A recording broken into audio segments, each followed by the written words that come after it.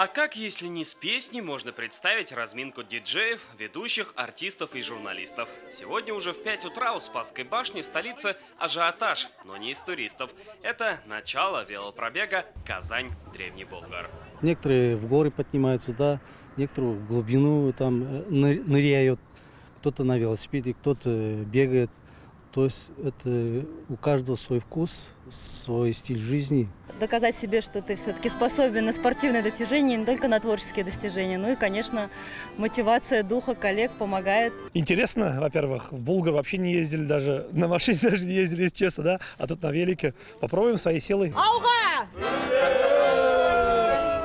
Под мелодии баяна и алга. Совсем ранний город с пустыми улицами позволил без проблем преодолеть центр. Дальше передача микрофона. Салям! Салям, Эстафетана сиңа тапшырам. Рахмат. Велопробег в формате эстафеты. В этом году он проходит уже в 6-й раз. Кто поехал, что называется, на опыте, кому-то пришлось непросто. На всякий случай на всем пути сопровождала машина. В помощь и песни.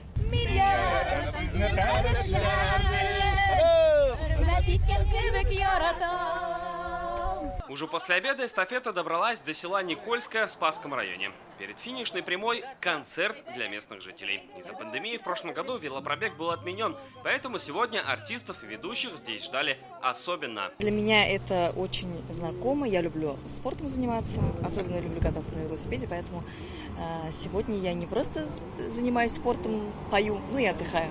Как нас встречали местное население, особенно молодежь, дети выскочили на дорогу за 3 километра до поворота, нас встретили, это открылось второе дыхание. Велоэстафета для нас это один из положительных моментов, потому что здоровый образ жизни на территории Болгар один из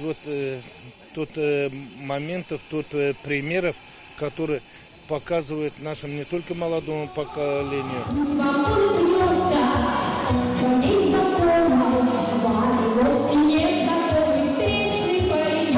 Завершился 200-километровый велопробег большим концертом для жителей и гостей в самом Болгаре.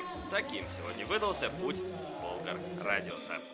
Салават Мухмадуллин, Марат Зайдуллин, Рамзиль Гарипов, ТНВ, Татарстан.